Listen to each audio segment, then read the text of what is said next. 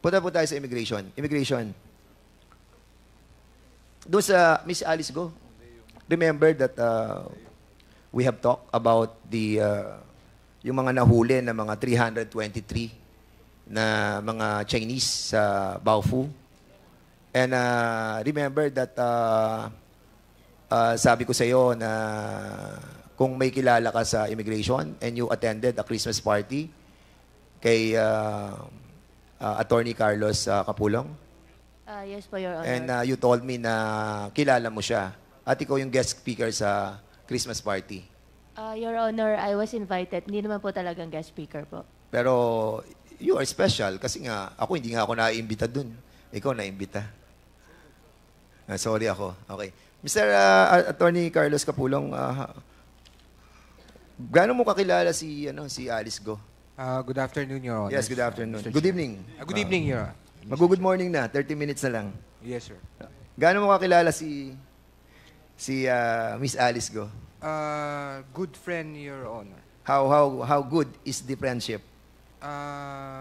We met over time, Your Honor. We met sometime May 2021, and then communicating. Then sometimes we go out for lunch or dinner, and then during that time I saw her. When I met her, she was not a mayor yet. She was an ordinary citizen. She was a businesswoman. And then I met her again personally during, I think it was sometime September of 2022. I went to the opening of Clark International Airport. All the LGUs of Pampanga and Tarlac were there. It was the opening. It was together with all the officials, and the president was there. My commissioner was there. And that's time we... Bakit naman siya naisipan mong imbitahan sa Christmas party? Well, actually, it was just a chance invitation, Your Honor. Because since we met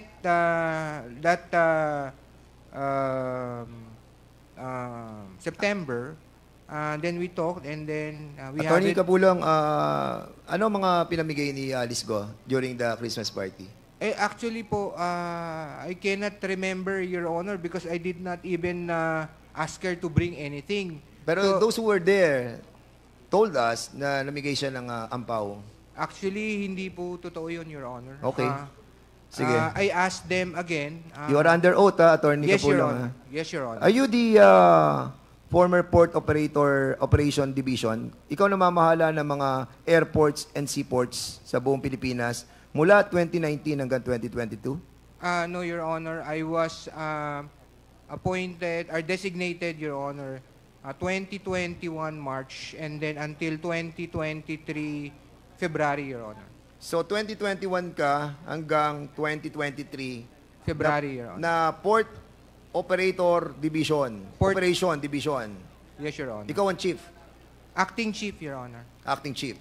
So in other words, nakikita mo lahat ng labas, ng mga manifest, ng lahat ng mga bumabiyahe, ng lahat ng eroplano, lahat ng mga ship. Am I correct? We can check, Your Honor. We can check po. What? Pwede po namin i-check, Your Honor. Of course, you're the chief division na operating Yes, Your Honor. Ikaw yun. Yes, Your Honor. Yes, Di ba? Your Honor. Kung ikaw ang pinaka-chief, alam mo nangyayari sa lahat ng airports, sa lahat ng seaports sa buong Pilipinas. Am I correct? And you were assigned. And you were assigned sa Region 3. Napa-assign ka ba doon? Area ng Bamban. Region 3. Napa-assign ka, yes or no? No, Your Honor. Hindi ka napa-assign? Can I clarify, Your Hindi. Honor? Tinatanong ko, klaro. Napa-assign ka ba sa Region 3? I was assigned way back 2010, Your Honor, sa Clark International Airport. As an alien control officer. No, Your Honor. Saan ka na-assign doon? Nung na-assign po ako sa Clark Region. Clark International Airport, Your Honor, that was 2010. 2010. Yes, sir. yes, Your Honor, until 2012, Your Honor. Hanggang 2012. Anong position mo doon? Acting Head Supervisor, Your Honor. Mr. Chair.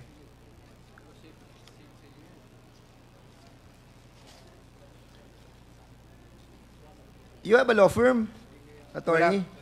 Wala po, Your Honor. Are you related to Michelle Mabute? No, Your Honor. Isn't she your girlfriend? No, Your Honor. You have you have a child with her? No, Your Honor. Are you sure? Yes, Your Honor. Okay.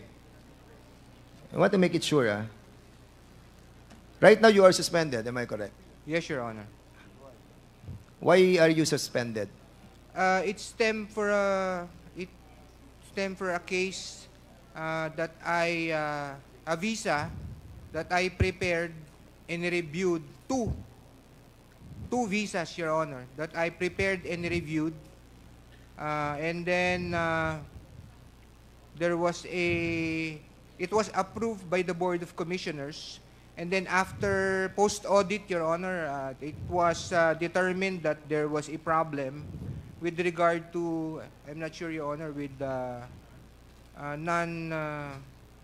non-registration of the entity, Your Honor. Okay. During the time that you were with not yet suspended, together with Attorney Gemma de la Cruz, Attorney Siriban, and Attorney Vera, were you a part of the hearing officer who heard the 9G visa? Yes, Yes or Honor. no? Yes, Your Honor. Yes, okay. And during the time that you have been a part of these hearing officers, have you encountered yung issue nung 323 na mga na-apprehend doon sa Bamban? No, Your Honor. No. I was the Yes. I was in the airport that time, Your Honor. And during that time, you have already established your position in that area. Am I correct? What area, Your Honor? Yung current before you were suspended. Saang position pa? I was at the airport, Your Honor, 2021 to 2023 February, Your Honor. Kasi alam mo, Attorney Carlos, hindi naman sa pinagbibintangan kita. Ako lang naman. Pero nag-wonder lang po ako dahil kayo po yung Port Operation Division Chief for 2021 to 2023. And then, yung kaibigan mo, si Alice Go, na kasama mo sa Christmas party, and she was able to leave the country, na nagulo ang buong Pilipinas, hindi malaman kung saan siya dumaan. Alam mo, gulong-gulo kami, attorney. Actually, lahat ng mga Pilipino, nagtatanong paano siya nakaalis. And your friendship with her, and you being a part of that division for so long, from 2021 to 2023, give us a cloud of doubts about what really happened. But we are not accusing you of something, no? I hope you understand the role of this Quadcom in investigating deeply on what really transpired, no? And accordingly, Mr. Chairman, yung 323 na Chinese nationals na nahuli doon sa Banban, sa lugar nila Miss Alice Go, this was heard by the Bureau of Custom. Commissioner Morente, sino po ang nag-hear ng kaso ng 323 foreign nationals who were apprehended from Banban, Tarlac? I think the figure, sir, is 332. 332, That yes. was the joint operation with the NBI and the BI. The hearing officer for charging them at the legal division, I think was, it's headed by Attorney Arvin Santos. And then the Board of Special Inquiry that heard the case was the retired attorney Ronaldo Ledesma, Your Honor. So, si Attorney Ledesma ang hearing officer ng Bureau of Special Inquiry, Board of Inquiry. Am I correct? Siya ang That's Executive correct, Your Chairman of BSI and si Attorney Ruben Casibang ang Deputy BSI. Tama? Mr. Chair, may I clarify, please? Yes, please. Mr. Chair, please. Good evening. Good morning. The resolution of the case was prepared by Attorney Kalingasan of the BSI. And then it was reviewed by Attorney Casibang. And I approved the recommendation to approve. And then we submitted the approved recommendation for the approval of the Board of Commissioners. Ang tanong ko sa iyo, Attorney Ledesma, all of these 332 foreigners, do they have AEP, Alien Employment Permit? Mr. Chair, please, according to the records, they were charged under Section 37A7 because they were not properly documented and they did not have valid working visas and permits. Yes, correct. But the case against the 249 Chinese nationals were all dismissed. In other words, hindi sila na-deport. That is correct, Mr. At Chair. andito sila sa Pilipinas, gumagala pa rin sila. Correct? I do not know if they're still here in the Yes. Philippines, Mr. Chair. Andito sila. It's been 3 years. Now, ang tanong ko sa iyo, the process of getting a 9G visa is to have the AEP, correct? Mr. Chair, please, the process of issuing No, 9G... no. Answer me. Ang sinasabi ko, the process of getting a 9G visa is to secure an AEP coming from the Department of Labor and Yes, Employment. Mr. Chair. Correct? Yes, Tama. Mr. Chair. That is Okay. the primary Ang tanong ko sa requirement. iyo, Attorney Ledesma, yung 249 na pinakawalan ninyo, meron ba silang AEP na galing sa DOLE? According to the records... and According to the records according o to the according to the report, DOLE? Did you have a due diligence sa DOLE about the AEP prior to your issuance of 9G visa to those 249 Chinese nationals? Do you have? we did not check You did the not AEP, get a due Mr. diligence Chair. from DOLE? DOLE. Please, DOLE. Asan ang DOLE? We invited DOLE. Can you kindly tell us kung yung sa Banban, Tarlac that was apprehended by NBI and Bureau of Immigration have AEP?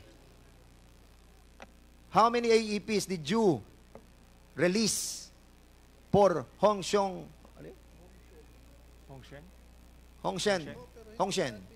Good evening, Mr. Chair. I'm Pago Magtoto from Dole Region 3. So, per our Alien Employment Permit monitoring system, sir, both old and new, for year 2021, we have issued 19 AEPs or Alien Employment Permits. And for the year 2022, Your Honors, Mr. Chair, we issued 34. Wait, 2021, you issued how many AEPs? 19, Mr. Chair. 19. Oh, Sir, Attorney Ledesma, they issued 19 AEPs, a requirement prior to the issuance of 9G visa. Para sa kaalaman ng ating mga kababayan, this 9G visa, kapag sinecure mo, mabibigyan mo ng 3 taon dito magtatrabaho yung mga Chinese national na yan. Kaya ayaw nila ng SWP o yung tinatawag nating working permit. Dahil yon 6 months lang yon.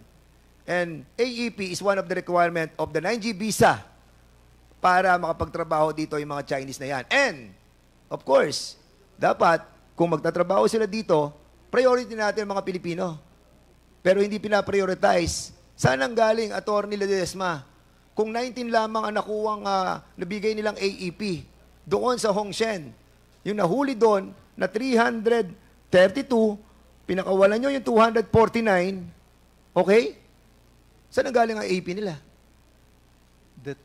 They were charged, Mr. Chair, with working without visas and permits. Oo nga eh. Pero bakit nyo nga dinismiss eh? Tapos pinakawalan nyo yung 249 eh. It's a matter of the rules of evidence, Mr. Chair. That's why they were released. Wala na nga silang AEP.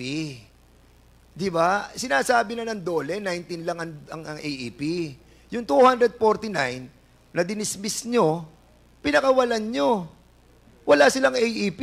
In other words, kung wala silang AEP, hindi nyo sila pwede bigyan ng 9G visa. Correct? Yes or no? We do not issue 9Gs, Mr. Chair, the BSI. So anong in-issue nyo sa kanila?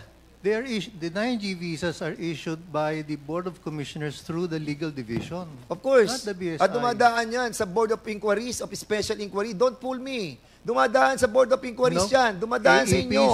Yes. Alien employment permits, Mr. Chair, during my time there at the Bureau of Immigration, we do not process 9Gs. Hindi nyo pinaprocess ang 9Gs because ang nag-a-approve don't. nun, commissioner.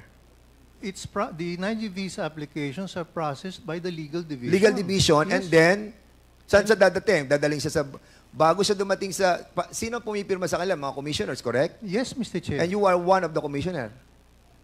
Mr. Chair, You were one of the commissioner during that time, correct? I was the executive chairman of the Board of Special Inquiry. Of course, but you are also the commissioner. Tama? Yes or no? Commissioner ka din eh. Assign ka lang sa Board of Inquiry eh. Tama? Ikaw ay isa sa commissioner during that time, and then you were assigned as the head of executive director of the Board of Special Inquiry. Di ba? Are you a commissioner during that time? Yes or no? What date, Mr. Chair? I'm asking. You know very well kung kailan ka naging commissioner. Ba't ako tatanungin mo? I was never commissioner, Mr. Chair. Ano ka doon? Officer in charge. Officer in charge. You were not a former commissioner of the BOI? Never. Ayan o. Are you Rolando de Ledesma? Never a commissioner. Mr. Chairman, I will show you. Ayan ang pangalan niya. Ronaldo Ledesma, officer in charge, commissioner. Hindi ka ba? I'm not. Wait. I was officer Wait. in charge, not commissioner, Okay, Mr. Mr. Chairman. You are OIC. Yes, Mr. Chair. Yung function mo is still commissioner. I was OIC. But your function is still commissioner. OIC ka. In 2010. Okay. Alam mo, Attorney Ledesma, please, you were an OIC. I was an OIC, Mr. O yan. Chair. 2010. OIC commissioner. OIC lang ho nakalagay sa akin. Hindi Tama. commissioner. How many Chinese people have you recognized during your incumbency? Mr. Chair, I don't remember, Mr. Chair. Mr. Chair, Congressman Acop, with the indulgence of Congressman Fernandez. ano bang diferensya ng OIC at saka OIC Commissioner? Ang Mr. ano- Ledesma, you answer the questions Yes, properly. Yes, Mr. Chair. The commissioner And can you act- wait for the acknowledgement of the chairman before you answer. I'm That's sorry, the Mr. rule. I'm sorry, Mr. Chair.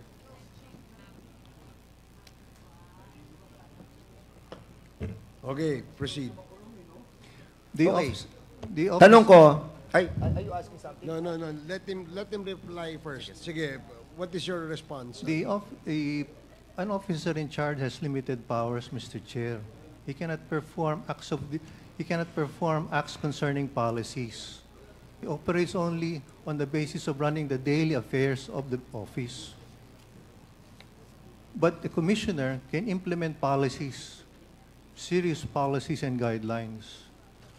At ang OIC, Mr. Chair, he often takes directions from the Secretary of Justice, while a commissioner can exercise his discretion on Okay. important matters. Sige. What are the instances when there is a need to appoint an OIC? Often when, may I answer, Mr. Chair? Yes, please. Often when there is a vacancy and the vacancy for a commissioner or a deputy commissioner is vacated, Now, if there is a vacancy and an OIC is appointed, and there is a need to change a policy of the immigration, can you not perform the duty of a regular commissioner? we have to seek the permission of the secretary, Mr. Chair. In fact, the orders, instructions have to be countersigned by the secretary. I agree, because everything that the commissioners, how many commissioners there are in the Bureau? There is one commissioner and there are two deputy commissioners. Two deputy commissioners. Right now, there are 3 deputy commissioners, Mr. Chair. So in the event that a policy must be changed, who proposes changes in the policy? Is it the DOJ, the SOJ, or it should come from the commissioners or the members of the commission? It can be a proposal submitted by the board. It can be a proposal submitted by the commissioner, Mr. Chair. So in other words, pwedeng manggaling sa inyo. Pwede manggaling sa inyo. Sabi Yes, mo, Mr. pwede Chair. sa SOJ, pwede sa inyo eh. Di ba? Yes, Mr. Chair. Oh, ang tanong kasi sa iyo kanina ni Congressman Dan Fernandez, were you ever appointed as a commissioner? Sabi mo no, OIC lang. You're trying to give us an answer that you probably feel that cannot pinpoint to you directly being or effectively performing the function of a commissioner. Yun din yun eh. Di ba? Yun din yun eh, di ba? Practically all the functions of a commissioner can be done by an OIC except on matters where policy will be proposed, correct? Yes, Mr. Chair. Di 99%, ganun din yun. Dahil Yes, pang sinagot, tinatanong ka lang niya kanina kung nag-commissioner ka eh. Hindi kasi nagpapalusot lang Mr. Chairman sila Alam mo, ito yung bagong alam mo nakakalungkot, yung pastillas gang na sinasabi nila. Napalitan niya ng pipino gang. Pipino. Mga peking Pilipino na pinalulusot nila. Yung mga peking AEP.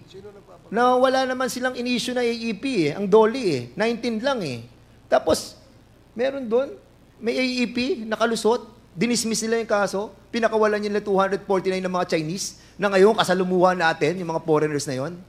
As a matter of fact, Mr. Chairman, I will show you something. Dahil ito sa ginagawa nila, yung recognizing, yung ating pong mga Chinese, mga national, ayan, marami silang mga taga-ombudsman, sa ombudsman, sa mga Bureau of Immigration, na mga empleyado nila, na sukang-suka na sa nangyayari sa loob. Meron tinatawag silang Gucci gang sa loob. Meron silang tinatawag na pastillas gang at ang pinakamalaki ay ang Filipino gang. Pipino gang. Dahil mga peking Pilipino. Mr. Chairman, pakita niyo yung yung nirecognize nilang mga, saan ka naman nakakita, Mr. Chairman? 60 years old. 60 years old. Ha? I-recognize mo. Late registration, 60 years old, 50 years old, 49 years old, recognize. At ang sinasabi, Chinese father or mother, or ang mother ay Chinese, tapos Pilipina ang mother o kaya father. And then, kukuha ng birth certificate na late registration, makikita nyo yan. Yung mga nandyan, 60, 50, 49. Yung mga Chinese na yan, Mr. Chairman, 18 years old pa lamang, pwede na nilang piliin kung ano sila, Pilipino o Chinese. During that time of being an 18-year-old, doon ka mamili kung sino ka, kung Pilipino ka o Chinese. Pero 60 years old, 49, ganito kakapal ang inaprubahan nyo. Isa pa lamang ang nakukuha ko. Saying that all these Chinese became Filipino. Kaya dumadami ang mga Chinese sa atin because of you. Mr. Chair, gusto ko lang pong tanungin si Atty. Ledesma, bakit naging OIC ka dahil walang commissioner? Yes, Mr. Chair. O ibig sabihin, ikaw ang commissioner. Walang commissioner, ikaw ang OIC. Ibig sabihin, ikaw ang commissioner. Mr. Chair, I would like to declare that I'm going to file a resolution investigating the Bureau of Customs. The Bureau of Immigration. And Mr. Chairman, I'll be allotting, Mr. Chairman, I'll be allotting my 2-month salary here in Congress sa mga matitino nating mga kababayan na nandiyan sa Bureau of Immigration na makakapagturo kung paano nakataka si Alice Go using our airports or seaports. Yung 2 buwang sweldo ko, ibibigay ko sa inyo. 2 Dagdag mo Help sa akin. us.